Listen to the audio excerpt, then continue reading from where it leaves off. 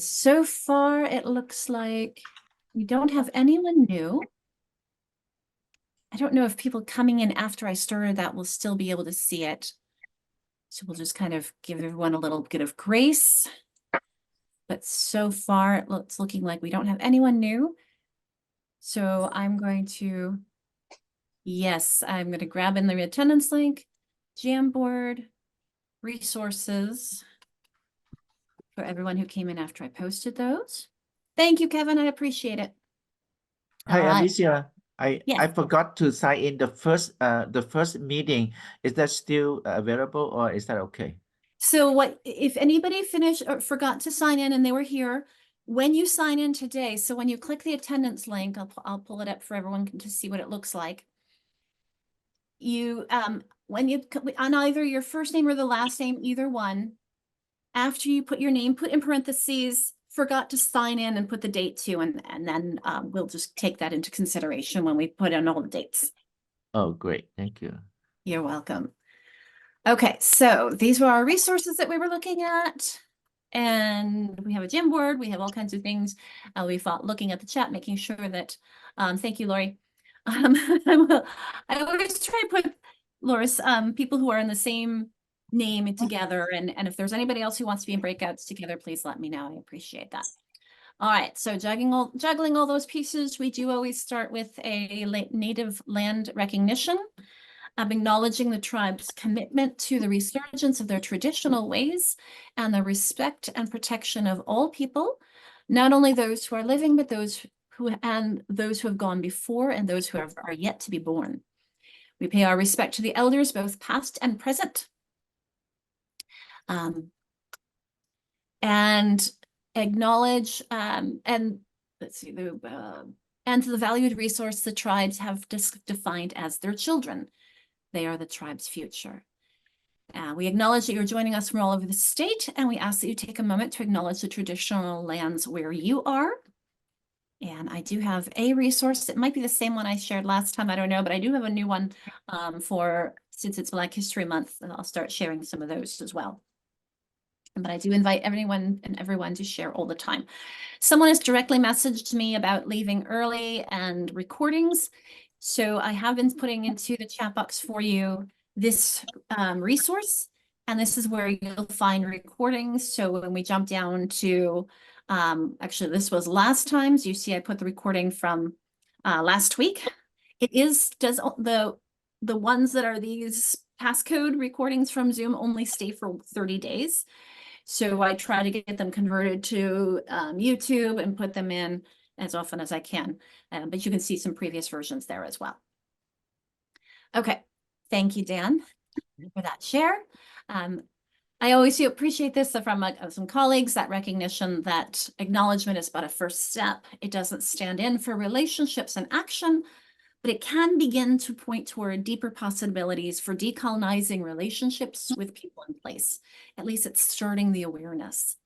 And speaking of awareness, it's also, we'd like to recognize the pain and trauma from over 400 years of racism in our country and pledge to stand with our communities of color, especially those who identify as African American.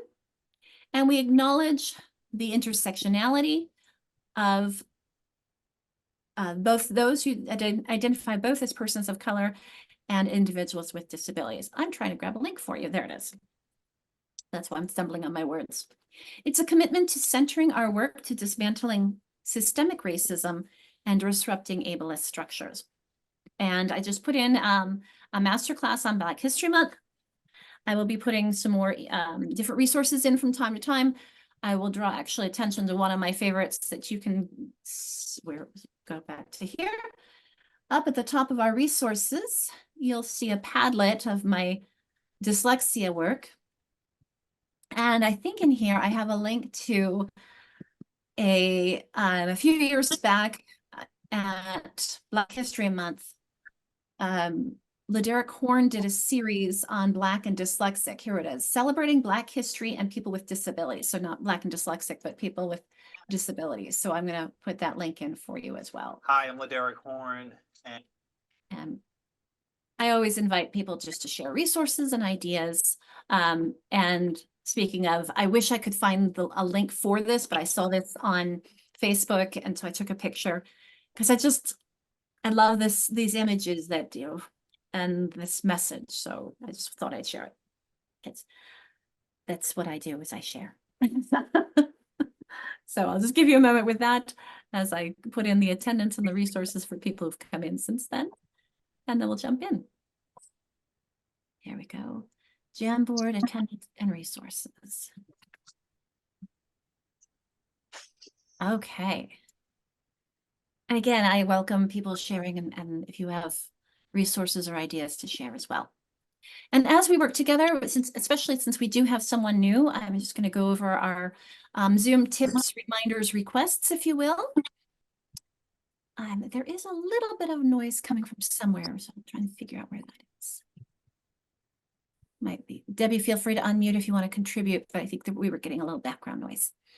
So if you requests, we do ask that you put where you're from. So thank you, Debbie, for putting Spokane. Karen, I can see that you're in Federal Way. Those of you, Anna, I might have written down where you are, but I don't remember if I did. Highline School District. Oh, there you are, Highline. So if you struggle in putting it in, I can add it in. This is the way you can access it, is go to the participants, find your name next to your name. You'll see there's more, and you can rename that way. Or if you want to just put it into the chat box, when I get the chance, I can change it as well. Just so that when we talk to each other, we just have some context as far as the size of the school district. I'll get that again for you there, Christina. Attendance link is part of all of that stuff. That's the middle one. So we have understanding the size, the region, geography. It just helps us as we share that we get a little bit of where we are and what we're doing. It's building the community. Okay. The mute button, I already explained that I have everyone muted upon entry, but feel free to unmute at any point in time. That's where you'll find it. The reactions button is where you find your electronic hand, because if you're not Debbie, Anna, or Karen, I can't see you unless you talk, and then in which case you'd come front and center to me. So hence, please use the electronic hand raising. And let's see what else we have. Oh, annotations for drawing on the screen. If you're not accustomed to doing that, it's a great way to engage. You can write on the screen as long as it's appropriate. I haven't had that happen in quite some time, so we're all good with that. Plus, I've gotten really good at erasing if we need to. You say that, sometimes middle schooler, or educators. And so anyway, to access it, you hit that view options, and then when you click view options and you go to annotate, it'll bring up this toolbar, and you can stamp down. This will change the color of whatever you're writing with. Stamps are found here. There are different colors and stamps and sizes and such. I'm also trying to incorporate these guideposts throughout. So if there's something that you notice that you see one of these icons, you'll see a place where we're trying to infuse some of these, trying to be explicit of what I feel we're already infusing. The equity connection is a new one that I haven't had a chance to infuse yet, but it's something I want to start doing call out for. So if there's a place where you see that I'm saying something that connects to one of these and there's not an icon, please feel free to call it out. Put me a reminder in the chat. Or if you see an opportunity that I haven't jumped on, let me know, because I think that there's always more room for improvement on this. So these will be reminders for us. The practical strategy that I'm sharing here is that when our kids have a visual cue, number one, it gives them, they don't have to read every time, but two, it's a reminder, it gives them directions, and it really supports our students with dyslexia, as well as our kids with learning disabilities, as well as us. We all have a lot going on in our lives, and having these cues definitely help keep us on track. Okay, I'm going to pause for a moment on our teaching and learning beliefs and give you an opportunity to engage. If there's something that you're connecting with today, something that you want to call out, something that we're missing here, I'm just going to give you a moment to read through at least the highlighted words and make a connection if you'd like. And I will help make sure that everybody's supported in the mail. No worries, Lorraine.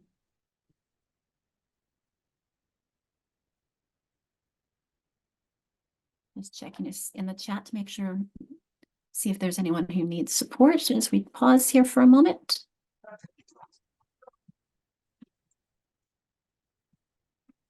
All right.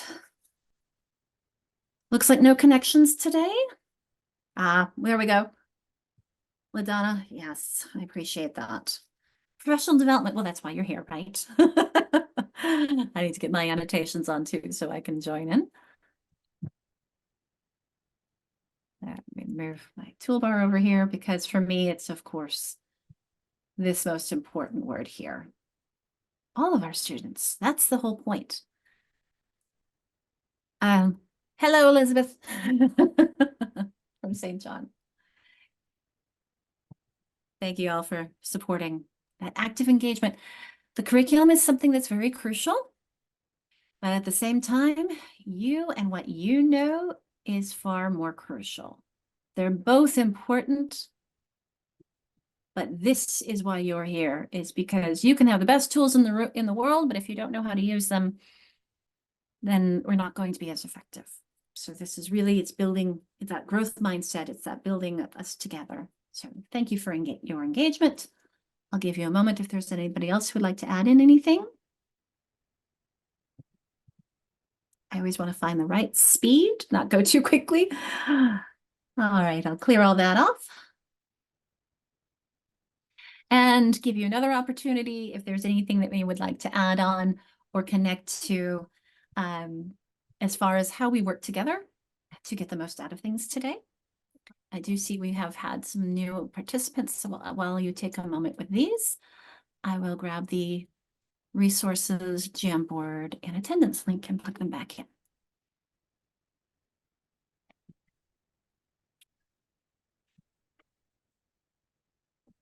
Thank you to whoever's contributing. I also ask that you share, because that's how we learn. I mean, I can't listen and learn from you if you don't share. And we as human beings, and I do want to listen openly, but I also need to hear from you as well. So it's two-way communication, I think, is so crucial. And I love all the attention to, that's my goal always, is the grace. It's one of my values that I try to live, one of the harder ones, but I think more important. So thank you for the contributions. And we did have at least one person say that he or she was new. And if you don't mind, while I'm transitioning, if you could let me know whether or not, whoever's new, whether or not you've had any classes with me, because that will take a little more or less time with the introduction moment that we're going to do in a second. Okay, so I'm going to clear this off. I'll give you just another moment. Yes. But unfortunately, so the question in the chat box, and if you haven't seen it, is I'm coming to Spokane later this month. I'm also going to, what's the one up here north of me? Begins with a B. ESD 114. Maybe you want to help me out there?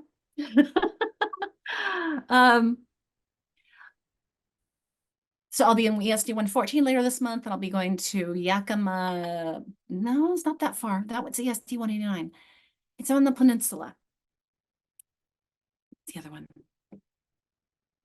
Goodness, it's not coming to me. Anyway, I'll be going to several of the other ESDs. Unfortunately, Ikram, when I'm going to Spokane, it's already full. It is a 6-hour full day on understanding dyslexia. However, they've asked me to come back. Bremerton, yes, thank you. They have asked me to come back in the spring. We're going to look at calendars to find another date because it is full. We'll find ways to connect. Okay, so I'm going to clear all that off. And yes, thank you for everyone helping me with Bremerton. That's where I'm going later this month as well. Okay, so whoever is new didn't say whether or not you've had classes with me, so I won't spend a lot of time here.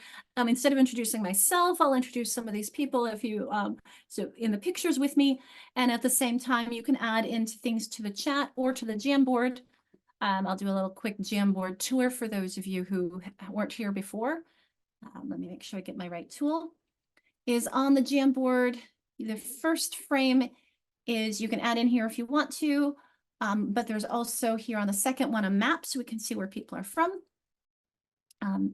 And then on the third frame is kind of it's a parking lot in case you have questions or things that you want to add in that anonymously. You can, of course, always put things into the chat box. This fourth frame is the structure of the structured literacy overview that we use here in Washington, and I can grab that link to put in for people who don't have access. I might have put it in here. If not, I will add it here because I think that it's crucial for us all to use and have. Unfortunately, we made some adjustments so that it's not on the OSPI website anymore, but as soon as it will be, let's see. Let's see if this works. Uh-oh, that looks like the one that was on the website. Yep, it's not found. So I'm going to highlight this so I can fix it later for us so that we have, oh, I started a glossary of terms too. I will make a note that I need to fix that so that you can all have access to the structured literacy series. Okay, so feel free to do a little bit of introductions. In the meantime, just the people that you see in this picture. The one on the upper left is a performance artist with dyslexia, and that was at an IDA conference, and I was thrilled to get to meet her and learn about her story. The next one on the top is with Heather Schwint, who runs the Facebook page Washington Dyslexia Support Group. And in the middle is Emily Hanford, who wrote Sold a Story, you may have heard. She's a fantastic speaker. Down on the left, that man is Mark Seidenberg, brilliant. And his book's fantastic. He's been doing this research on reading for decades, as has Marcia Henry on the right, and her book, Unlocking Literacy, is a fantastic tool, particularly if you teach older kids, intermediate and above. She has great resources on what we're talking about today: suffixes, prefixes, and roots. And I think I gave my version away, so I can't show you what it looks like, but I will actually pull it up for you on the web so you can see. It's called Unlocking Literacy, and it is definitely a fantastic resource. And yes, I do love to go and meet my meet my heroes, if you will. So here we go. I'll do the Brooks, because Brooks are the publisher. So I'll just put this. If you want to get it from Amazon, that's up to you. But this is, I'm sure you can get it cheaper on Amazon, but it's a fantastic resource. Okay. I hope to look on the Jamboard and find some more information, hopefully, about you, since I'm not seeing anything in the chat. But let's jump in. Our series, because we have a lot to do and only 2 hours. These are the goals of the entire series. We do have someone new, so I'm just going to pause here for a moment and focus on a couple of highlights. One, the whole purpose of what we're doing today, I'm going to get the vanishing pen, is we're looking at emergent readers and those who struggle. So hence you'll hear me talk dyslexia a lot. We're looking at the foundational elements of literacy. We've talked about phonology. Today we're going to be talking about morphology specifically. We talked about orthography a lot last time. Etymology, I think we touched on last time. We're definitely going to be talking about more today. And then syntax and semantics will be the next couple of weeks. Always trying to infuse strategies so that you can use this knowledge that you're gaining. So here's a pause strategy, looking at the big picture, at where we've been, where we're going, and the engagement opportunity here. So that, that was the strategy. The engagement opportunity is to give you a moment to either unmute or put into the chat and kind of process. Is there something that you've been thinking about since we last met, or any of the other sessions we've had so far, that's been kind of circling with you, and or you've been thinking about, or trying something, or an aha moment that you've come up with, something you'd like to share, just as we have some processing of what we've done before we jump into the new things. And I'll pause and give you a moment to unmute if you'd like, or put something in chat.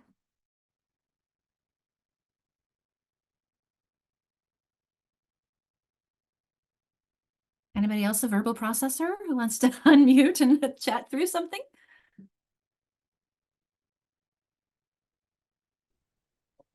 I can jump in. I'm at the secondary level. Go ahead, Erica. I'm Which school are you with? at Cleveland Roslyn School District at Walter Strawn Middle School. And I teach 6th grade, and so I don't know, just learning about how often they hear the words and not necessarily read the words. It's been really fun reading their essays and see which words they spell wrong. And to see how they spell, and it makes sense. Like I get how they get, how they get there. So that I've been kind of having fun trying to apply what I'm learning here to, okay, how did they, spell that word that way? And how could I help them learn how to, spell it correctly? So I don't necessarily have a ton of kids that I'm, like really digging in deep and trying to help with reading and whatnot, because it's the 6th grade, but it's still fun to try to apply what I'm learning to what I see them writing. And it's been interesting. Little by little, Erica. Little by little. Thanks. I saw LaDonna and then Jacqueline. I like that you taught us that underneath the chin for the syllables was better than clapping or using your lap, because I had noticed that prior to you saying that. And so it was just like you confirming what I had learned myself. And so I'm trying to teach my kids, okay, remember the 3 ways I taught you, but we're going to start doing it this way more often. Your voice, because remember, it's the vowel sound that opens your throat. So that's when your chin is dropping, because each syllable has a different vowel sound. Thanks, LaDonna. Jacqueline? I've just been thinking a lot about the sound symbol correspondences because I work with multilingual students, and so they are trying to transfer their skills from their native language, and sometimes it's very frustrating for them because their native language was a lot more regular phonetically. Most languages are more regular phonetically than English, but especially students coming from like Korean, they're feeling like they can translate their letters into English, and they are like 1-to-1, but then the sounds and spelling in English don't make sense to them. We could probably blame the French for that, though, right, Jacqueline? I was thinking, it's like, oh, English must be so much easier for people from French learning English, but we do have so many different languages that go into, Germanic, and they're going to have the different pronunciations, because when you've got your soft C and soft G, that applies in French words, but not things like girl and get, which are more Germanic words. I love, so Ikram is just saying the same thing. It's like, she's saying, would incorporating the study of Latin and Greek help us learn our language more? Yes, tremendously. So much of our language is based on Latin. Unfortunately, some of the pronunciations got shifted as they came in from French and Spanish and others. So definitely helping them. Thank you. Yes, I appreciate the helping our students sound out the words and paying attention to them. I do see some people saying that we don't do, not doing any whiteboards anymore, doing only pencil and paper. I think that there is a time and place. Sometimes those whiteboards are really motivating. However, the pencil and paper is going to be more effective for making those connections. So I think that careful, while I say yes, there is a lot more learning, please, I would never say never. That there's always a time and a place for the different strategies. So thank you for sharing. I appreciate that. So as we're jumping into the morphology, I will admit that we're not going to be paying as much attention to the meaning side, the vocabulary, as we will with the written side, but there's going to be a little bit of both on that. So one of the things that I wanted to share out is that 49 of the 45 of you, I'm kidding, have filled out the survey. And I'm going to put in, we do have someone who said that he or she is new today. And so I'm going to put in the survey there if you haven't completed this. But it looks like we're not as sure of ourselves, this group, on morphemes as we were on some of the other topics. And I don't blame you. This is the one where we can be constantly learning for the rest of our lives. And when I was teaching high school is when I started really grappling with and thinking about morphemes. I was taking an advanced Singerland approach class. And previously I had learned that the different shuns, you have to remember what it looks like SION or TION, because it sounds the same.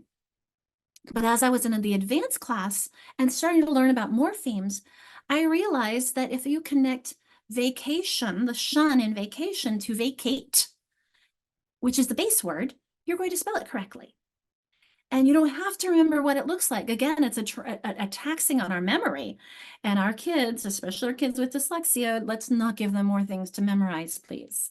The more we can remove from things they have to memorize and help them make connections and understandings, the more successful they will be.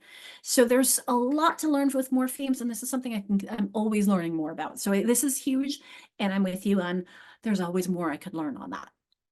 So I just wanted us to recognize we do have a heterogeneous group in with us. So I want to start with, though, I don't think I've shared this before. I think this is when I start bringing this in, is the complexity of written language. We've talked a lot about, in fact, I think it was, I think LaDonna, maybe that was you who talked about, or Jacqueline, on how that when there's not a simple sound symbol correspondence in English like there are in some other languages. When we see a printed word, yes, we do get a clue to the sounds, but we also have an understanding, a little bit of history and spelling patterns and conventions. And remember last time we said, for example, we don't do KN at the end of a word. We do KN at the beginning of a word. That's a very old convention. And it's, if you look at, for example, I think it was Welsh or Scottish, well, they'd say you can instead of you know. They pronounce the k in ken. Yes, I've watched Outlander. But they also pronounce the W in the word two. They'd say twa instead of two. They were pronouncing that W there. So that's a historical and orthographic, that's an etymological connection there. Those historical influences and connections to related words. So when we get into morphemes, though, sometimes the morphemes override. So, for example, the word sign, S-I-G-N, and you don't hear that G, do you? So for spelling, that can be very difficult, and even for reading, you look, it looks like sign. However, there's a connection to morphemes and meaning and etymology. It's if you think of the connection between sign and signal, or signature. You sign your signature. You assign an assignment and you resign, but you turn in your resignation. So notice how sometimes you hear that G and sometimes you don't. It's all what's easier for us to say. Sign is hard, but signature works. So you're looking at those related, and they are related in meaning. And this is where the vocabulary piece comes in, is the more we see these relationships in meaning, the more we expand our vocabulary. So this is a recent addition that I've added, just thinking about how do we know words and know them really well. We need to know the pronunciation. We need to know their orthographic form, that spelling. We need to know what it means, and we need to know its form. In this case, I'm talking about, next week we'll talk about the syntactical form, is what kind of part of speech is it doing, what's it doing in that sentence. But I'm also talking here about its form of meaning. So sign, a sign is a noun, but I see a sign, but I can also sign something when I sign my signature. So those have different uses, and that's that syntax piece, the morpho having to do with the meaning piece. I do have an article from Reading Rockets that I'll add into the chat box that I will have to go in later and make sure is on our resource guide that I recently found. Okay, so we're going to narrow onto this morpheme piece. When we're talking about morphemes, what are we talking about? So I'm using the word free and bound for morphemes to recognize that some of them can't stand alone. I use the word bases because when I use the word root, I'm thinking about the historical root. Sometimes people use root instead of base. As long as you're clear on what you mean and you're using the same thing across your school, then you won't confuse the kids. So a free morpheme is basically a word. It can stand alone. I'm going to go into each of these, but I wanted to give you the big picture first before we go into free morphemes, and then we're going to talk about the bound morphemes. So The free morphemes, as I said, they can stand alone as words. We can combine those with other morphemes. So for example, I could say girl is one noun. Girls, I've added another S. Now it's more than one girl. So I'm adding more, or anti-disestablishment. No, let's think of jumping, or tie, retie, untie. Those are kinds of, tie is my content word. It is a verb in action.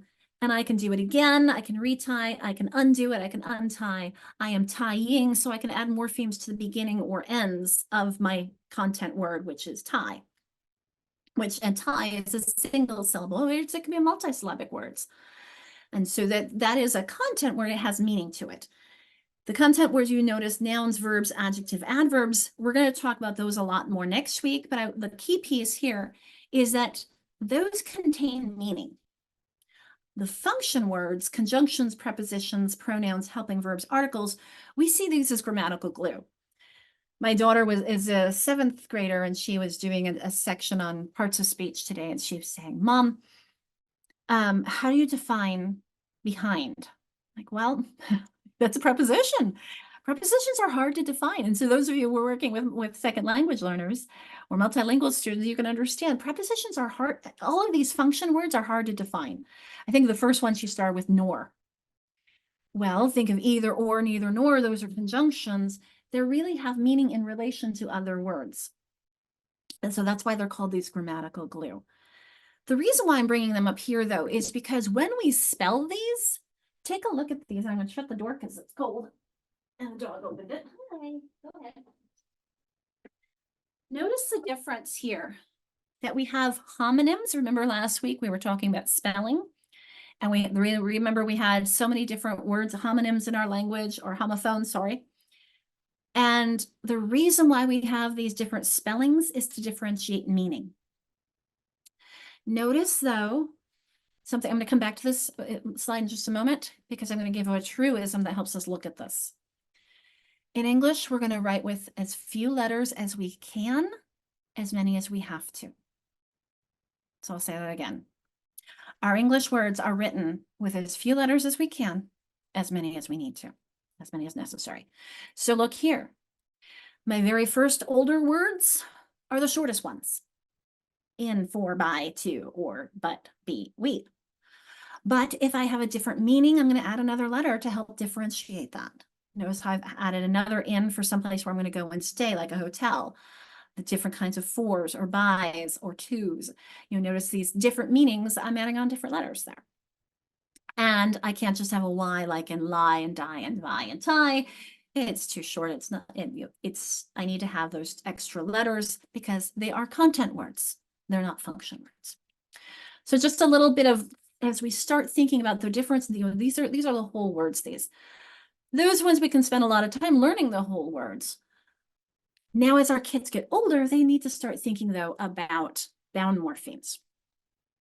And these are referenced in the Common Core State Standards on Appendix A. And in the appendix, the main standards, you're really only finding them in the foundational skills in grades 4 and 5. Although they do talk about inflections as early as kindergarten. So when I say inflections, let me get my tool here. I mean adding on plurals. So make one girl, two girls. Possession, it is his or Anna's or Erica's book. Gender, we don't really have so much in English, but those of you who are teaching kids who are coming from Spanish, you'll have like prima and primo. I think that means cousin. So there are different, other languages have gender inflections. If you have high schoolers and they might be talking about alumna and alumnus, different Latin words would have that as well.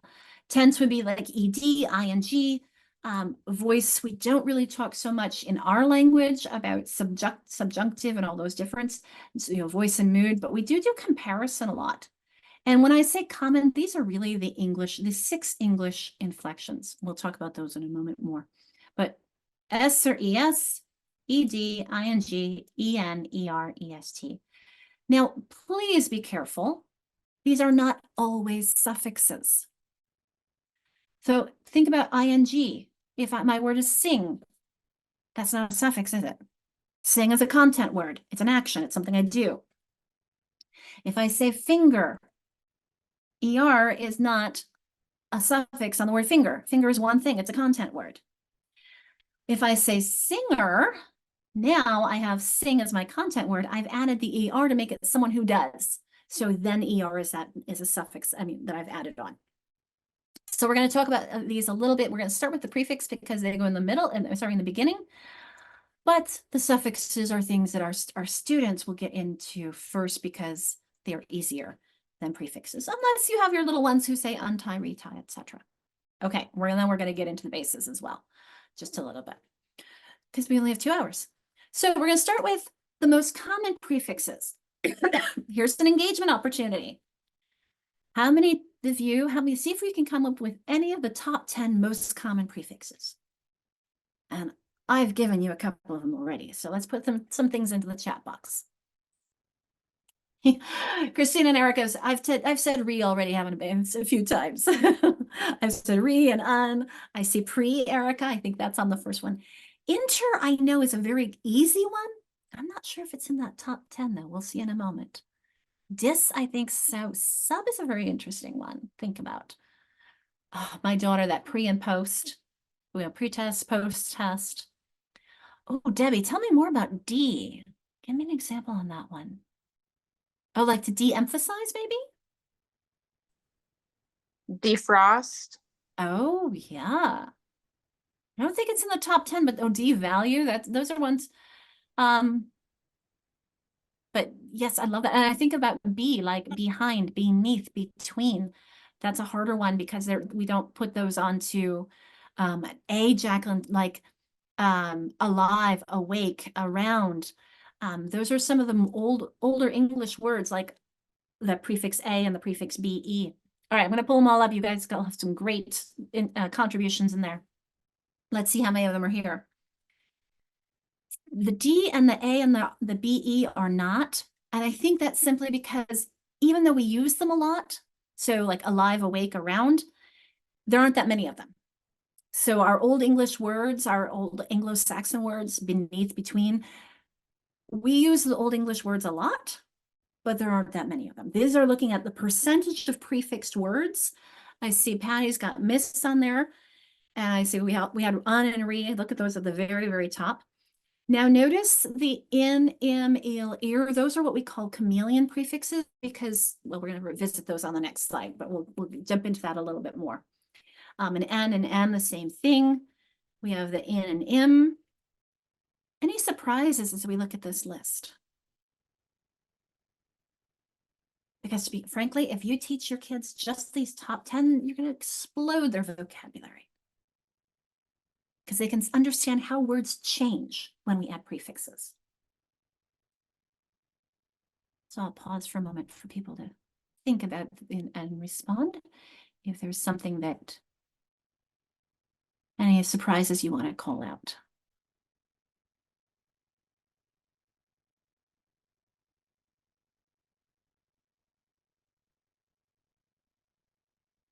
All right, nothing in the chat box. For me, it's interesting looking at how quickly this jumps to, the 26%, 14, then it goes into single, right after these three, it goes into single digits, doesn't it? Quite a few for not. I agree. We have a lot of ways of negating things, don't we? Untied is not tied. These mean not. This means not. It's a really great observation, Olivia. I appreciate that.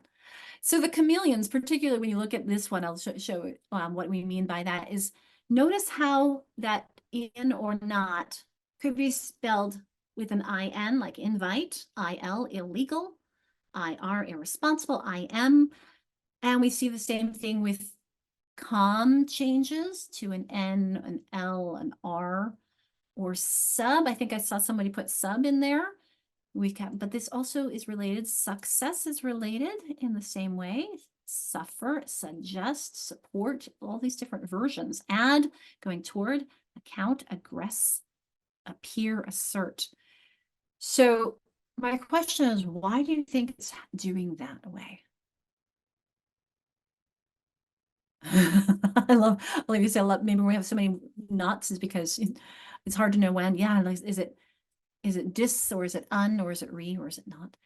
And language changes all the time because really a word has meaning because we use it as such.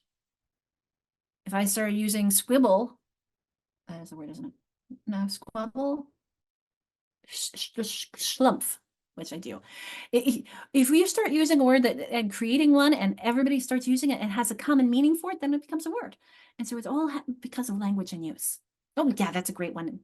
Jacqueline put in Google. How especially it's now become a verb. To Google something means to look it up. So does anybody have thoughts on why this changes?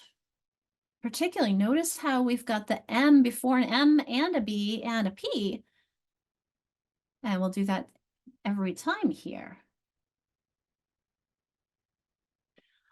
Actually, that's a good, interesting question. Oh, Venmo is a verb.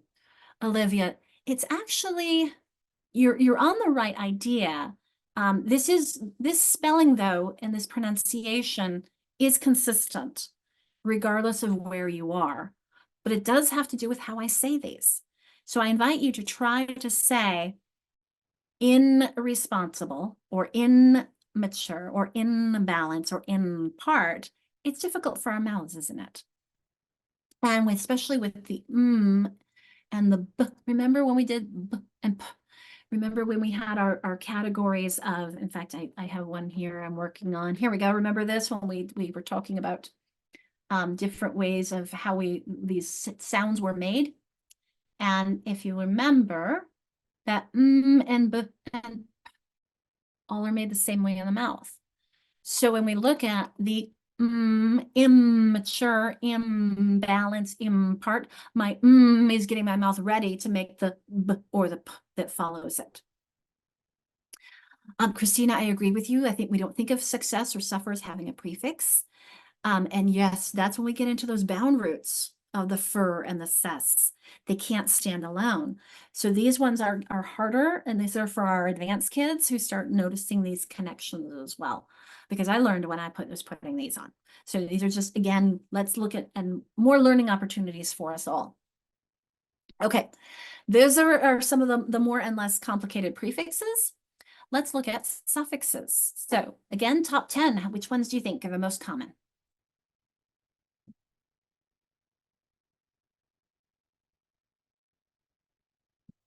We had some great guesses for prefixes. Here we go. Here, the numbers are coming. S, definitely. M-E-N-T. I can't remember if that's on the top 10 or not. We see a couple of M-E-N-Ts. I-O-N, definitely. I-N-G.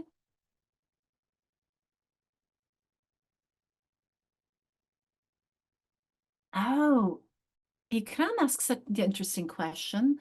Languages like Indonesian, it's not polite to use the no. Do they have fewer or more words or prefixes that mean no? It's a very good question. Because I remember when I was in Morocco, and I don't know if this was because of the French way of saying things or the Berber way, but it was not common to say I broke something. You would say it broke. So I thought that was an interesting cultural influence on language. All right, I see a lot of them coming. Let's see how they compare. Oh, diali, the dull call. We don't often think of that as a suffix anymore, Dan. It's usually embedded as part of the word. But these are definitely suffixes that we would take off and we would change the meaning of. But you're right, Dan, those used to be the dull poles, considered suffixes. So that S, somebody put first off, we've got that number one right there. So those are considered irregular syllable at the end of the chart. Yes, and if you remember last time when we talked about the types of syllable, with that bull-till full call, we just call it a syllable. Because if you want to call those suffixes, I think it's complicating things more than we need to for kids, because everything that you take them off of, I mean, for example, if you have noodle, new isn't a word. We don't put those on other things. Okay. Originally, yes, they were, but right now it's easier just to call them a syllable. Yeah, I have a list as irregular syllable, and that's in there. Yeah. Yes. And when we talked about the syllable types last time, yep, that would be the 6th syllable is that woeful. Linda's added, let's see, IST. We don't have IST on here, but if you think of all the ways that like IST would be somebody who does, ER could be someone who does, OR like doctor. And so I definitely, one of my favorite resources was that Marcia Henry. Another one I think is on my file here. The new one has a big red arrow on it, but the Slingerland Teacher Book of Lists talks about here are lists where you would use the OR versus the ER versus the ABLE and IBLE. So some of those common ones as well. Any surprises here? Well, I take a look at what you've added in that ER, Patty. We've got that agentive, someone who does, like a dancer or a doctor. Did anyone put LY? That's funny. It's often, I would think Y was more common. Well, it's in the top 10, but you're right. You know, that sunny, and perhaps this was from the 80s. I would be curious with the way language has changed since then, whether or not that has shifted as well, because we do add on like the ISH. I think we did a lot more than we used to, like, you know, or perhaps suffix Y as well. Samantha, you say AL and IAL. That's a surprise. You want to tell us why? I'm thinking like glacial, palatial, medial. Is that a surprise or just something that you're connecting to and thinking about? No surprise. Perhaps the fact that it's so low? Denial, you're right. I think it's because, well, if we look at the S, ES, ED, ING, LY, you know, those ones can be used on so much. Whereas some of the ones down below, particularly these ones that are more Latin based, are used as on bound roots. They're not free. So S and ES, ED, you know, these you can put on anything, whether it is a multisyllabic, multimorphemic, whatever, as well as these ones. LY you can put on a lot of things, but these ones are more restricted in their use to those Latin-based words. All right, so a little bit of fun on those. Now I've been talking about morphemes a lot. Let's see if we can apply these as a group. And then we're going to go into, so sometimes I can either put you into great breakout rooms to do these together, or we can do them as a whole group, and then we'll have a pause and reflect to talk about them. Yes, there is an attendance link, every link. So I'm going to give you a moment to take a look at these, and I'll set this up and then get the attendance link for you. So you notice that the word often is one morpheme and it's 2 syllables. So we had a line here. I'll draw a line between the others as well, so we can recognize the question of how many morphemes, how many syllables in these as well. And you can write it on here. And these ones I kept, this came from one of Louisa Moates' exercises. If you want to skip these 2, you're welcome. I put them in and left them in case to give people something that you feel like, hey, I know that I can be successful there. So wherever you feel like you want to be successful, feel free to either write on the screen or put into the chat box to fill in this, and I'll grab the attendance link. Looks like people are saying whole group. So, all right, we'll pause, let people work on this a little bit, and then we'll talk about them.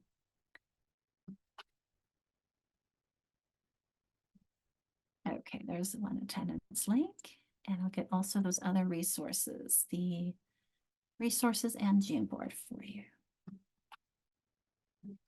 There you go. Okay.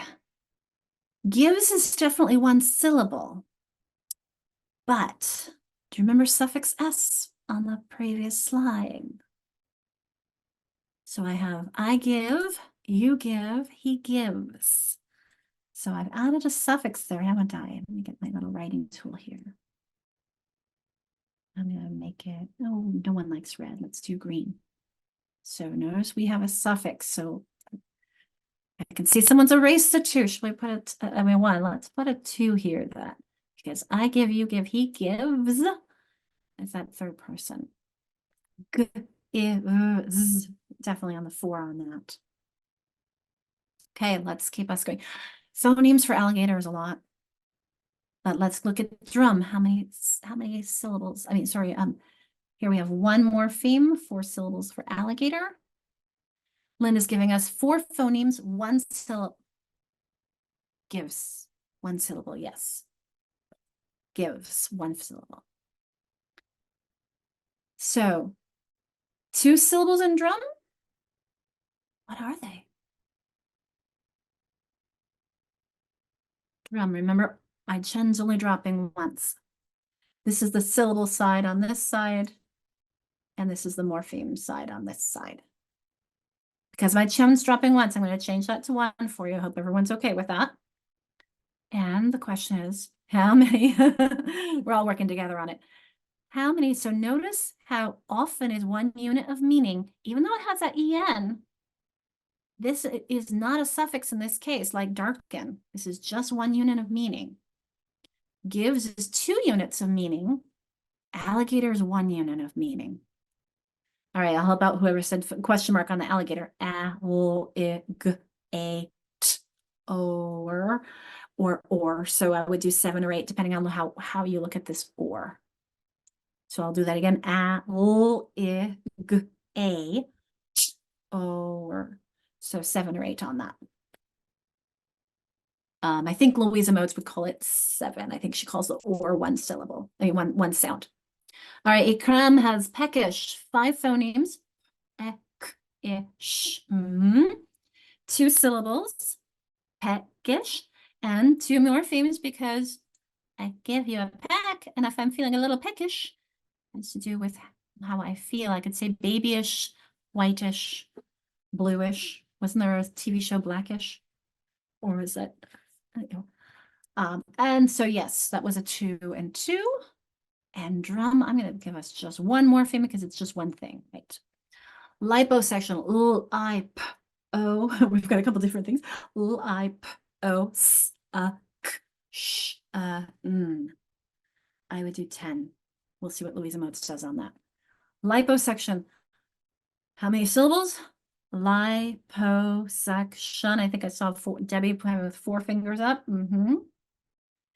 And I have lipo means fat, and suck means to draw away, and ion makes it into a noun. So if I remember correctly, I think that's a 3, but let's take a look on the next slide. I'm going to clear all this off and bring up the answers, and we'll see how we did. Okay, I did remember the lipo. Remember I said lipo and suck and shun, 3 morphemes, 3 units of meaning. This has to do with fat. This has to do with removal or drawing away, and that makes it into a noun. We talked about the peckish, drum, alligator. Yep, she's got 7 or 8 as well. Gives, we've got 2 morphemes because that's suffix s, and 1 morpheme in often. The reason why we have 4 or 5 is because some people pronounce the T and some don't. Some people say often and some say often. So I'm going to leave this up for a moment. The pause and reflect prompt on the next slide will be kind of talking about all these things that we've been going through. So I'm just going to leave this up while I make the breakout rooms. There have been a couple of people who've given me information they can't participate, but I'll put you in the breakout room anyway, and that way you can just listen. So I'll make sure it's a big enough breakout room so that everyone has people who they will be talking to. So let's see, I will do 4 to 5 participants per room. And we'll give you, we've dealt with a lot here, so I'll add a room just in case there are people who want to go into a room together. It's hopefully 9 minutes will be enough. And if I'm wrong, you'll let me know. Okay, so I'm going to clear the drawings off here. And yes, I see one person wants to be with a particular person. Let me have to find them. Patty and Olivia. There's Olivia. Oh, and who was it who said she's in twice? Find that. Laureen, I think you're in twice. Yes, thank you, Stephanie. I'll put you by yourself. Or Stephanie, you can just not go into your room. Oh wait, not Stephanie, that one. I'll move you to the empty room. Okay, so what I will do is just do a little bit so that people aren't waiting. We'll do a little bit more rearranging once I open it. And I'll pause the Zoom recording. This meeting is being recorded. My apologies for that. But that way for people who have to leave early or people who weren't able to make it today. So we'd like to start with hearing some of the things you discussed in your breakout rooms. I mean, granted, it was just an introduction to morphemes, but let's hear what you processed, what you talked about. Remember to verbalize, to internalize, or at least write things to write to remember. Oh, there we go. Verbalize to internalize, write to remember. Who would like to start?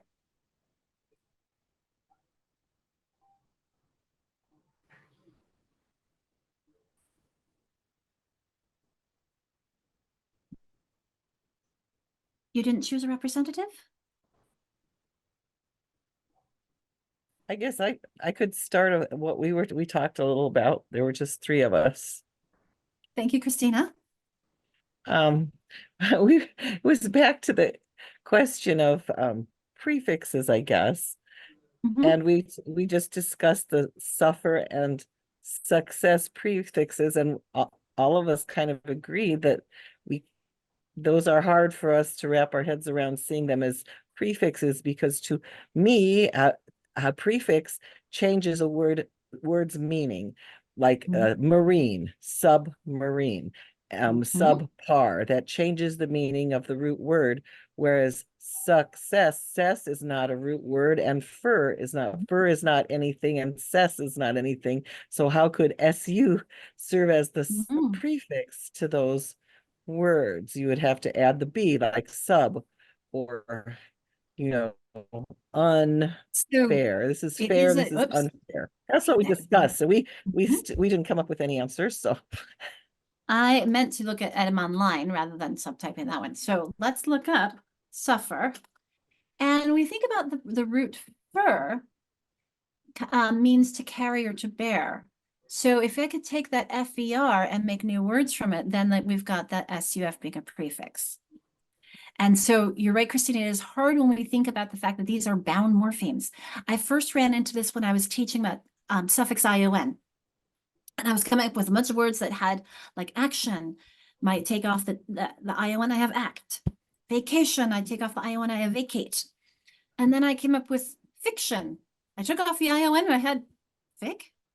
That didn't work for me. I don't know what fiction is.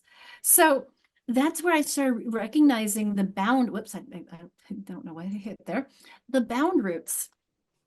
And let's look at, for example, fiction. And I realized that, oh, this comes from a root that means to build. And this, so this is where it gets really tricky. And I start looking at, okay, are there some related words that can help me understand figure? I mean, fiction is a hard one to recognize that ION is a suffix and fic can't stand alone. It's not a root word. So, I mean, going back to, you had the word, did I say suffer or suggest? And here we have sub, meaning under, is the compound of sub, and the fer, meaning to carry or bear. So I could click here and find other things with sub, like subject and suggest and suspect. And I can click on the other one here and BHER and find other things that are related. Well, this is fascinating. Look at to bear or beer or fernum. I mean, look at all these different interesting things that are related in meaning. So I agree with you. It is fascinating and hard because it is changing meaning, but it's also, in this case, if it's a bound root, let's suggest might be an easier one. We can take that other part and whoops, that's suggestion, that's a verb. Here we go, suggest. Come on, open it up. Here we go, suggestion. Here we go. Here's that sub again. So if you can find that part and apply it to other bound roots, then, so you're right, prefixes do change meanings, or it creates meaning if I attach it to a bound root like that. But it is complicated, very, very complicated when you have these Latin-based words. When we go back to our list of prefixes, And the ones that are not Latin based are a lot easier, aren't they? Let's go back to where our content words. Here we go. Most common prefixes: un, re, even non, over. Those are Anglo-Saxon. They're a lot easier than when we get into the ill, the chameleons are where things get a lot more complicated. So you don't have to have a root word. Well, so economy, our root word could be a bound root. So think about fiction. That ION is used in fiction, union, and onion even. But it might have been a root that one day stood alone, or was if Latin, maybe in Latin it stood alone, but it doesn't in English. So we mean, for example, in fic, I can't remember if it was a Greek root, but I saw it in another site somewhere. So a root word, these prefixes and suffixes aren't always added to words.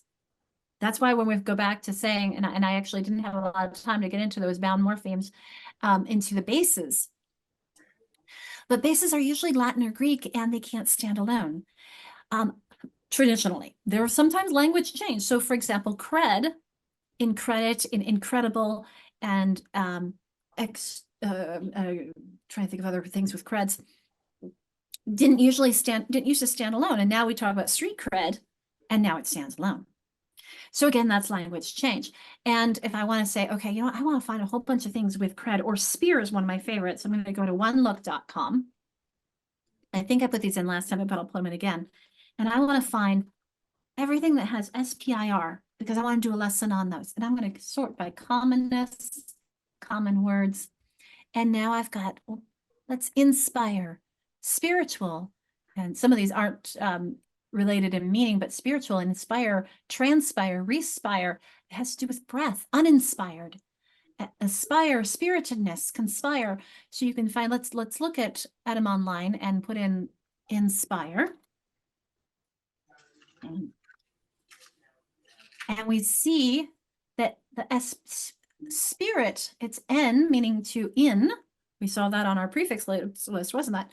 And then we have the spear, S-P-I-R, is related to spirit. So let's go look and see some of those. Conspire, expire, inspire, spiritualism. This, you can see a little bit more about the history of this and some of those others as well. So you're right.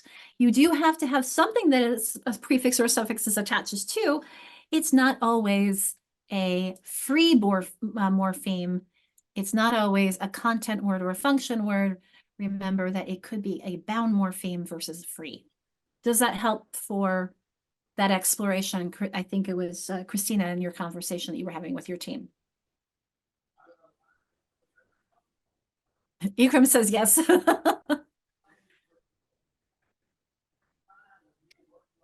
How about another group? Were you kind of grappling with that? Morphemes are challenging. There's so much to learn here. We talked about ish and how we say, I'll be there at 5-ish, or sometimes people even use it like as a response to asking the degree of something. How are you feeling? Ish. Yeah, but it's, again, language change. How much fun we have with language, isn't it, Jacqueline? Is there anyone else who would like to chime in?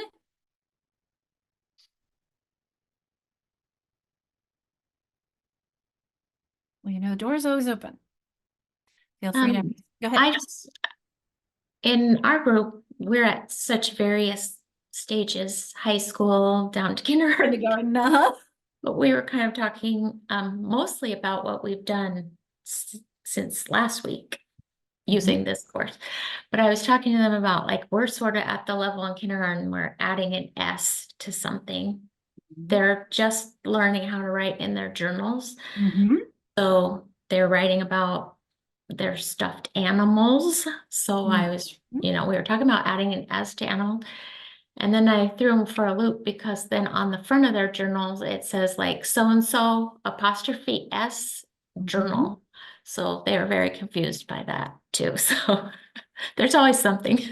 Well, and Teresa, at the kindergarten level, we're probably going to be working with morphemes orally for a while first, if we're looking at them.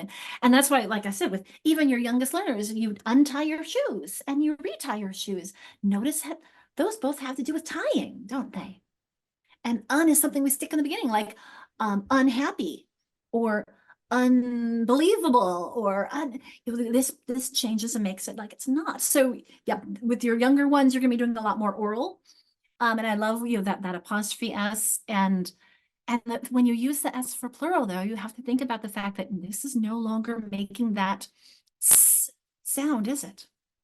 It's representing the Z sound. And I love you use the word animals, but so often that suffix S is not the sound, the expected sound. And same thing with the apostrophe S. So we're bringing in, remember that the image that I said earlier with poem, here, it's not just sounds. There's a lot more going on, isn't there? Thanks, Dan, to unfriend someone. Yes, that prefix "un." All right, let's get into how words change when we add suffixes, because this is where things can start getting more complicated. Now, the phonology piece, you can just kind of play with it. Like when we were playing with the different sound symbol connections, that sometimes you have to play, is it a S or is it a Z, like in the example you just gave us, Teresa. And you'll notice the changes that are the phonological changes are going to be in your more advanced learners. So you said that we have some high school people with us. The orthographic changes we're going to be using even with some of our kindergartners, perhaps definitely first grade, on some of these orthographic changes. But first off, we're going to talk about them. So in the first pair, I'm going to put on my annotations here, and I have the word prefer and I have the word preference. So listen to those. You can hear they're related, but how does my base word change here? In prefer, what would you prefer? What is your preference? Erica's smiling. You just noticed that just kind of disappeared, didn't it? Preference. So I've gone from prefer to preference. I'm losing a syllable there. It's called syllabic regrouping. What's going on here between insane and sanity? What is the difference you hear or feel?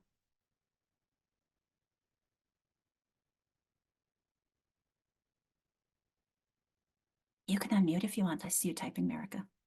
A few people are putting in the chat. That's an easier one, isn't it? That vowel change. Long A, insane, because we have the A consonant E, and then we have a short A, insanity. Sanity. Okay. How about this one? Electric, electricity. That one's not too hard for us either. Hard to soft C because we have it followed by an I. Now here's a harder one. Philosophy, philosophical. What's changing there? That is my philosophy. He has a philosophical perspective. Where's the stress, which is the strong or weak syllable, which we didn't really have a lot of time to talk about last time, is accent. But philosophy, the is that weakest, that strong philosophy, my strong syllable. But philosophical, there's that strong. Christina's circling that one. Philosophical. So my strength has moved from that second syllable in the to the third syllable in the philosophy to philosophical, our strength. So notice the orthographic changes. Sometimes I'm going to double an N. We're going to talk in a moment about why. Sometimes we drop an E, and we're going to talk a moment about why. And sometimes we change the Y to I, and we're going to talk a moment about why. One thing I will say, though, I do want to make sure I clarify on these is please, so these are the only spelling rules I teach. Everything else I teach is patterns. I worry about programs that have too many rules. Don't make me memorize that. 3 is a great number. 3 rules. I also want to really, really clarify these 3 words, because I taught elementary, then middle, then high school. And I had high schoolers who would learn these with way too many words, and they would forget some of them or get some of them wrong. So I'd say, no. We're going to clarify here. You either double or you drop or you change. And that's that Y change to I. So either double, drop, change. I've known people who say, well, I drop the Y and I add an I, and then they forget to do one step in there somewhere. So we don't drop I's, we drop E's. We double final consonants, we drop E's, we change Y to I. We're going to get into those in a moment. But before I do, I have one more change that I just want to draw your attention to. So I'm going to clear all that off. And that is actually 2 changes. Notice I'm adding a C. I'm sorry, adding a K to these words that end in the C. Now notice this is a spelling thing. Remember that we normally use a CK at the end of a word right after a short vowel. That's in a single syllable word. In multisyllabic words, and these are Greek, by the way, we have the IC at the end of that multisyllabic word. And notice that IC is now changing to a CK. Why? You can tell me, take a guess what you think about why that C. Because the CI would have an S sound. I know someone could. Great job, Becky.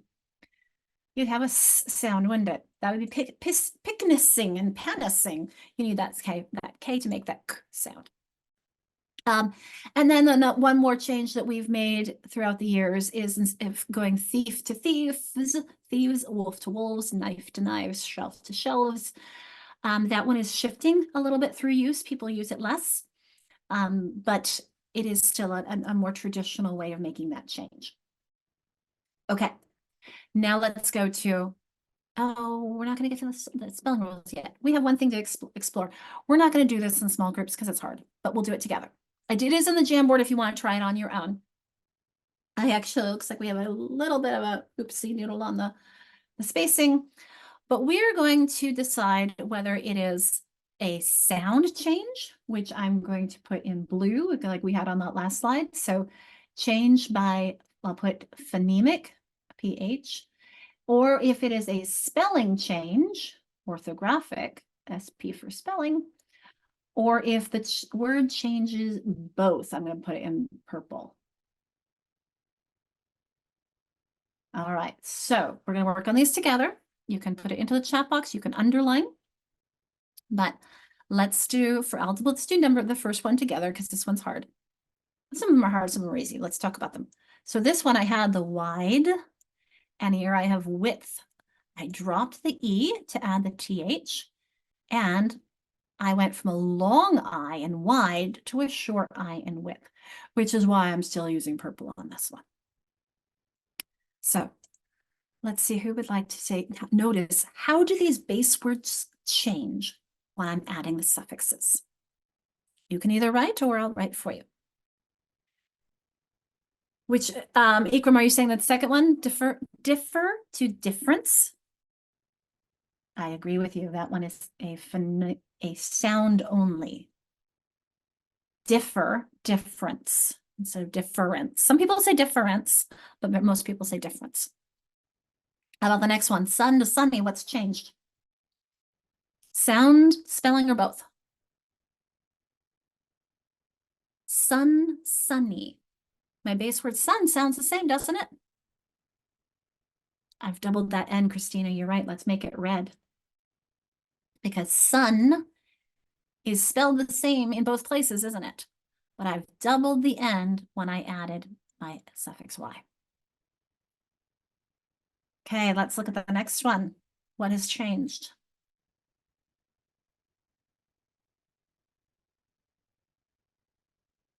How did I change this word? I can see wheels going.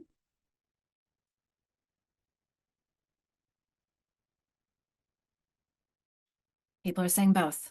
I'm getting out my purple. Athlete, because I dropped the E when I added the IC, didn't I? And I went from athlete, a long E, to athletic, a short. All right, personal, personality. Personal, personality.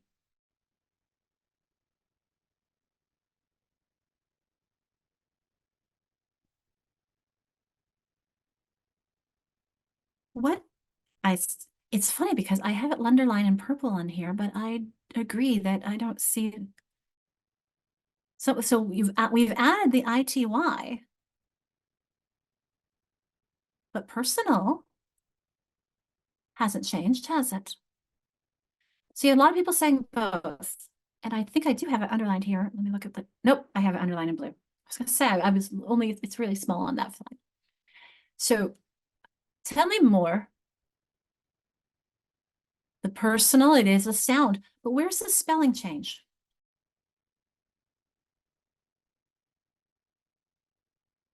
No spelling change, I would agree. Okay, we're all in agreement that it's gonna be blue. Like different difference, okay. Propel, propeller. What have we done there?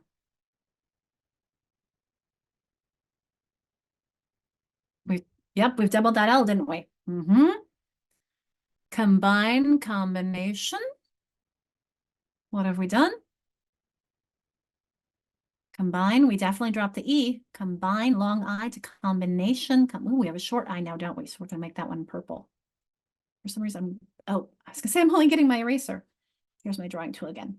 Combine, we dropped the E, we had a long I, and now we have a short I. Okay, idiot, idiotic. Have I changed the spelling of my base word here? No, thank you, Karen, for nodding your head. So I'm just going to change this to blue because I have idiot, idiotic. That becomes long. So this is a change here. Now, do we have a change here in usual and usually in my base word at all?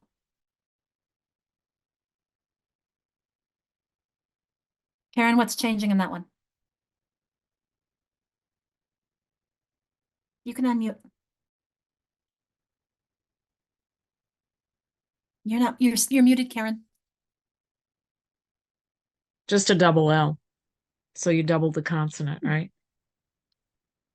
Good question. Did I? What's my suffix? Is my suffix Y or is my suffix LY? Good question. It would be the LY, you're right. There's an LY. So we didn't make any changes on that one. We're going to leave that one blank. Thank you for being brave and unmuting. But you're right. It is a suffix ly. This is why so many people will misspell that one. That's why I included it. Because the double L is because my suffix begins with, because my suffix is ly.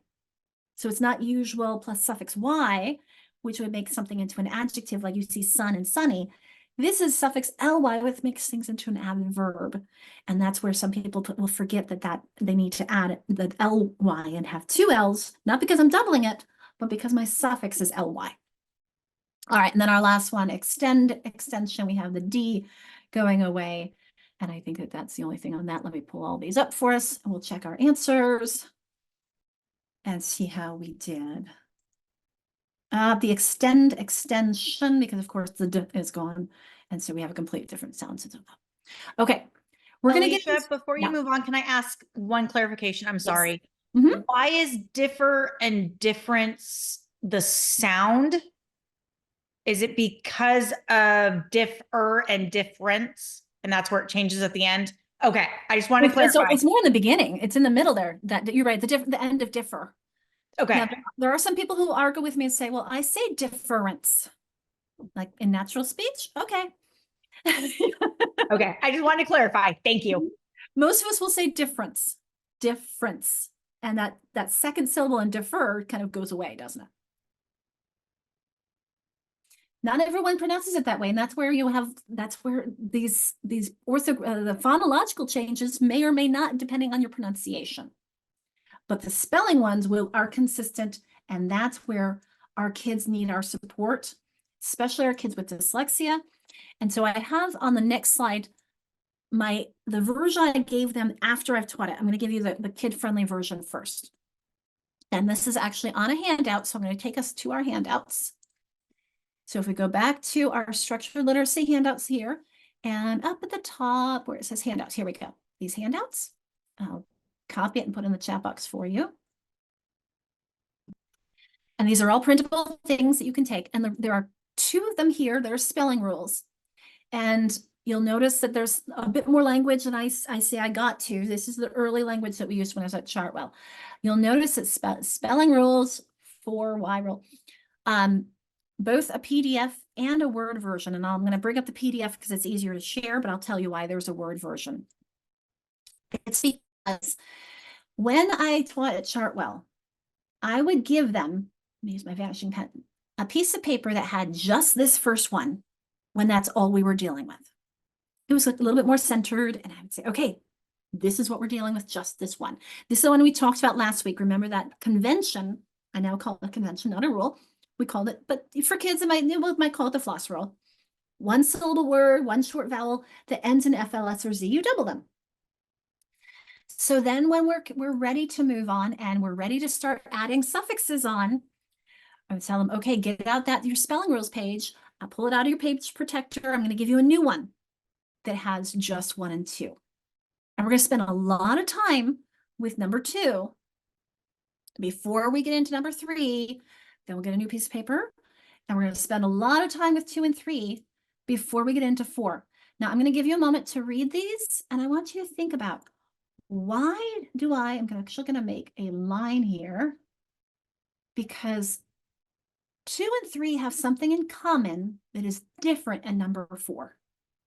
So I spent a lot of time with my kids with dyslexia and late elementary, early middle school, focusing on 1 and 2 months before I went to number 4. And I want you to take a look read the description, and let's think about, what do 2 and 3 have in common that is different on number 4?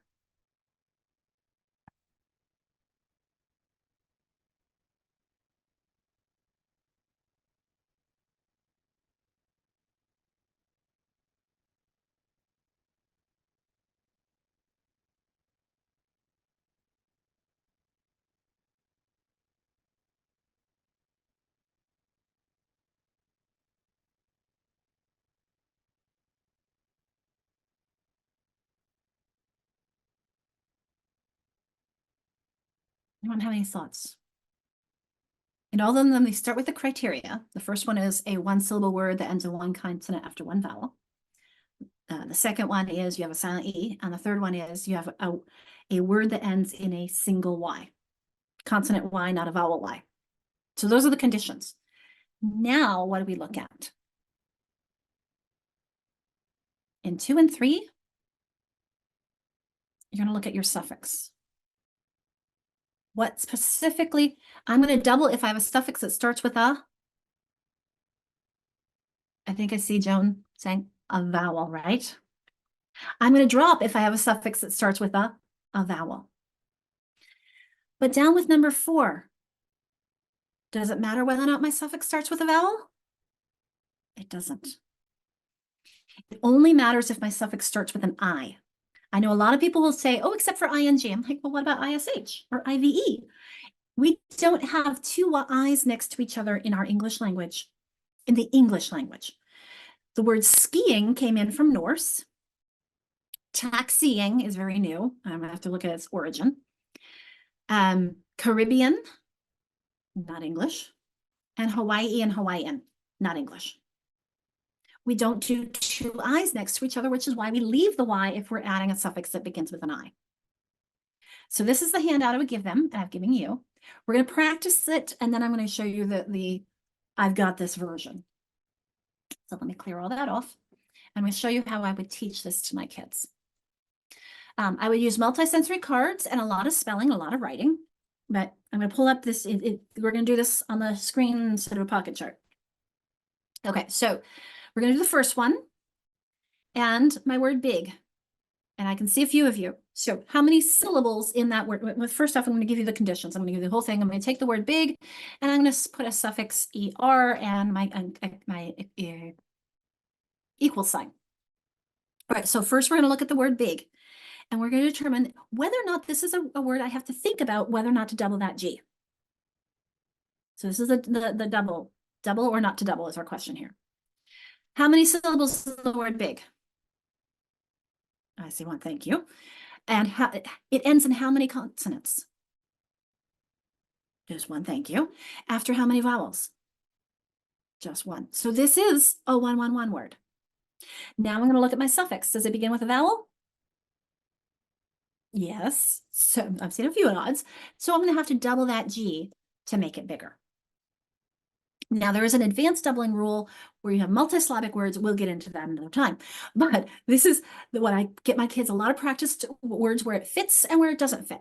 So, for example, if my word were charm, and I said a charmer. Charm is one syllable, right? Ending in one consonant? No, I have two consonants. I have the R and the M. So I'm going to stop and just add my suffix on. I only have to worry about doubling if it fits that criteria. One syllable, ending in one consonant after one short vowel. I see something in the chat. Oh, thanks for it, Christina. Okay, now we're going to do the silent E one. This is the drop. To drop or not to drop. We have a silent E. We know we have to think now about my suffix. In this case, I have suffix Y. Question, again, those of you whom I can see, is suffix Y a vowel suffix or a consonant suffix? Vowel or consonant? I can see some thoughts. Think of the sound it will make when you add it on. I can see Betsy saying it's a vowel. She's right. So because I'm adding a suffix that is a vowel, I'm going to have to drop my E in order to make shady. Now, it's funny because we were playing something, I don't know if it was Wordle or what the other day, and my husband wanted me to use the word limey. And we argued about whether or not you would drop the E. I said, yes, you do. And he says, no, you don't. He's thinking a limey like a British, guy. And we looked it up, and it is both. So yes, it follows the rule if we're talking about something that is like lime flavored, but if you're talking about a Brit, you're talking about you would leave it. So again, that's language change and language use. Okay, last one is to change the Y or not to change. In this case, we have a single Y after a consonant, not a vowel Y, but a single Y. And we're going to add in a suffix that doesn't start with an I. So now we look at, because we have a consonant Y, and it's not ing or IVE or ISH, anything that starts with a Y, I'm going to need to change my Y to I to add my suffix and make it dutiful. Now, I actually have cards where I have a Y on one side and an I on the other. The kids love to be at the pocket chart and just move it and change it. So you can either add in another consonant, take away that E, or change the Y to I. So I'm going to give us an opportunity to practice this together, and then you'll have your last breakout room to chat about all this. And I do have these into the Jamboard as well. Okay, so we have plenty for people to try, for those of you who would like to engage orally. And this is on the Jamboard if you want to try it yourself. But I want you to think about whether or not you double, you drop, or you change, and why or why not. So I hope that we will have brave people who will unmute and talk through this process with my support. So who would like to start? With anyone you'd like.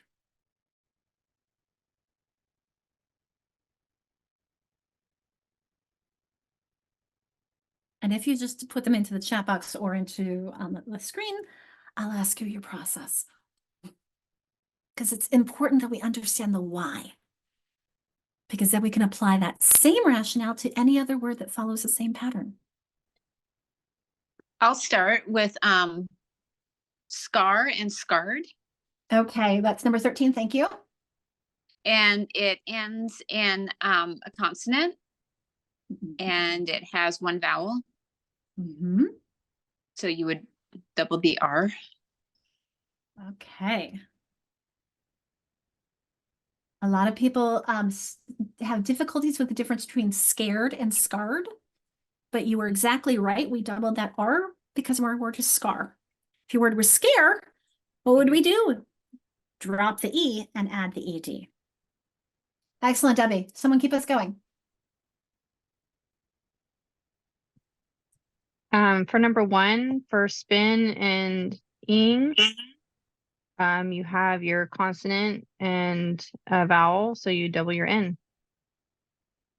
Exactly. One consonant, one vowel, vowel suffix, right, LaDonna? Excellent. Keep me going. For 16, you just add the ly because it's not a vowel suffix. So you don't need to drop the e. Excellent. Julie, keep us going.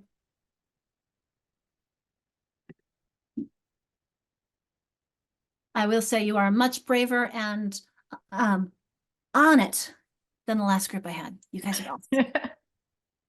Okay, some people put in Nancy, which one are you adding an N? Oh, number 1 must have been. Number 3, Olivia says, change the Y to I. So number 3.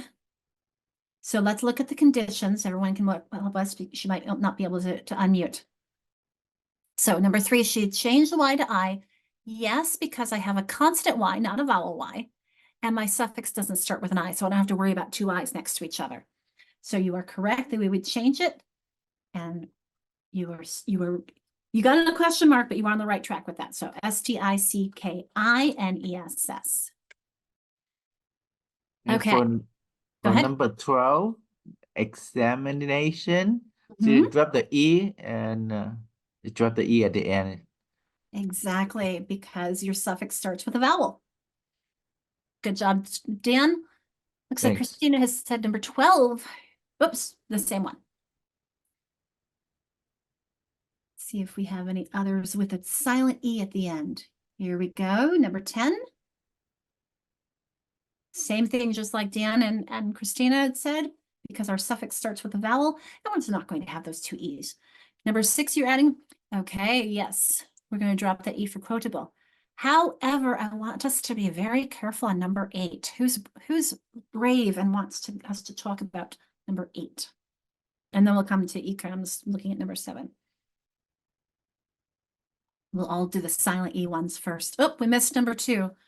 Do I change, drop the E or not for number 2? You do not. Why not, Julie? Because it's not a vowel suffix. It's ly. Exactly. Just like number And 6, then rightly. For number 8, manageable, you keep the E Why? and then add the suffix. Why? You didn't keep it for number 6? You are right, but I want you to know why. Someone put something in the chat that I think will help you. Okay. Melissa added, you see, if you drop the E, what will the sound of the G be? Yep. It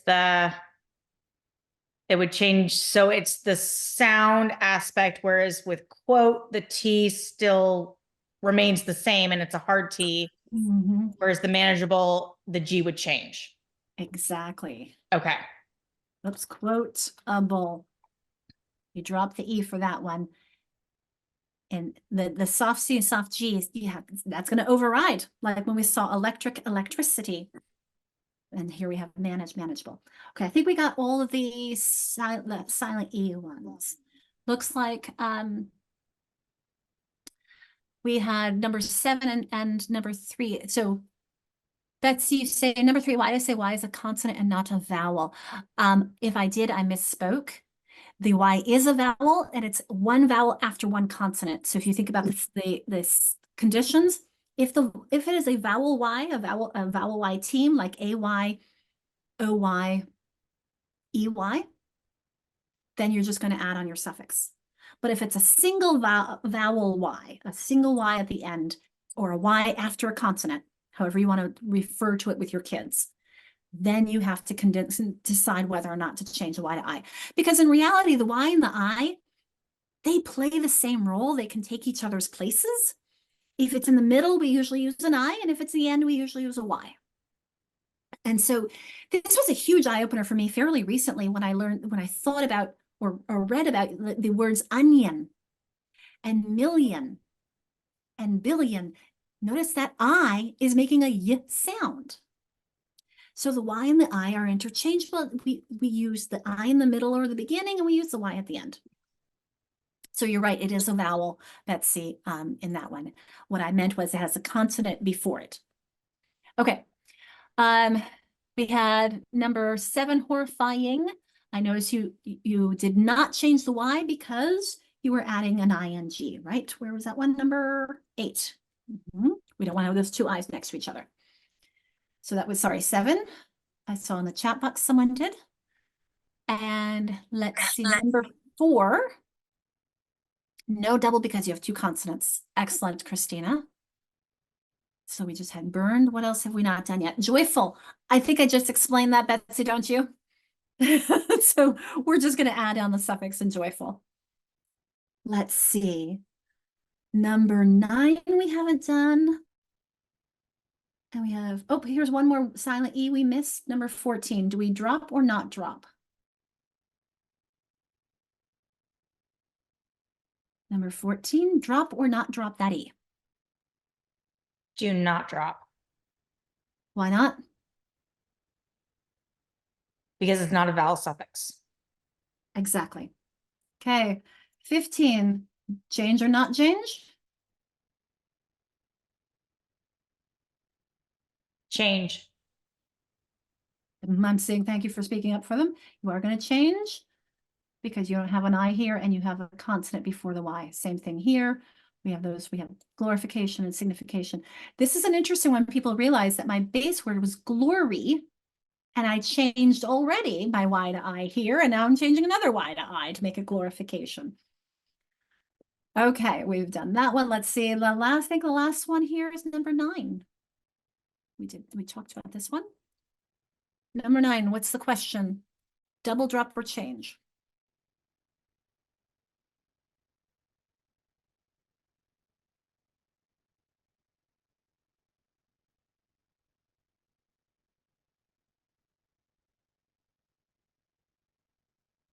You don't do any of them, correct? Well, how about if I were fretting? Let's change my suffix to one that begins with a vowel. ing or ed or er. I had a grandmother who was quite a fretter. She fretted all the time. So what rule am I looking at? Joan's got her one finger up, 1 syllable word ending in 1 consonant after 1 short vowel. Exactly. So Julie, you were right. I'm not going to make any changes because my suffix starts with a consonant. But what about fretting or fretted? Would I need to double that T? I'm seeing the nods. Yes, double it. Okay. So this is again thinking about that Y. Fretting may not be a word that we use very often, but it will follow the same pattern as gladden. It gladdens my heart. Gladly, all I have to do is add in the ly, but gladden, I need to double that D. Or so just helping our kids recognize, and this is after I teach these, especially number 2 and 3, I tell my kids, now go home and see if your parents know why hopping has 2 P's and hoping has 1, because my kids know. Because hopping, I doubled that P, and hoping I dropped the E. So this is just empowering for your kids to recognize these. So I'm going to clear all this off. You okay with that, Dan? Like I said, this is in the Jamboard if you want to take your own copy of things and practice. I'm going to clear all these off. And I'm going to go to the shorthand version that I would use as a handout and put this on my wall after we had learned them all. So this is the shorthand, the double. My base word ends in a single vowel, single consonant that's accented. The reason why I say accented is because when there is a 2-syllable version. This is why in the word beginning, I double the N, because the accent on that 2nd syllable. And controlling, I double the L because the accent's on that 2nd syllable. With my kids, I didn't get that very often, but the reason why I have that is because for my kids who do, but if you have a single syllable, it's always accented because there's only 1 syllable. The drop, base word that ends in a silent E, which a silent E at the end is, and an E at the end is always going to be silent unless it's an EE or I can't think of another E that's not silent. If I think of like epitome or I had a whole list of E's that weren't silent. Oh, if it has like an A sound, like a French word. So a silent E at the end, you drop like in the word saving. And then you can see our change, the consonant Y, like in our example that we had on our list, or the vowel Y, like in enjoy. So you can see like joyful, we just add it, carrying, I add it because of the Y and I, and then happy, happiness, easy. Okay, we've chewed on a lot. I'm going to give you some opportunity to talk to each other. I am skipping the historical influences because we don't have a lot of time, but what I can do is I'll put these two in the chat and the Jamboard for you to explore while you're having your conversations. Okay, so giving you an opportunity to pause and reflect and chat, because we just did a lot. So let me pause the recording. This meeting is being recorded. All right. In case there were some teachable moments that came out from our closure time, our summarization, and I did fix that, yes. So next week we will be talking about syntax and phrases. Such a key link from having our kids read word by word to reading in meaningful units. To me, it's really that missing link that to get to prosody. Akram says, you discussed that Latin and Greek should be taught again. I agree. There's so much we learn. In one of the classes, I said, I always wish that I'd learned Latin in school. And someone said, it's not too late. And I said, okay, you're right. So I got on Duolingo.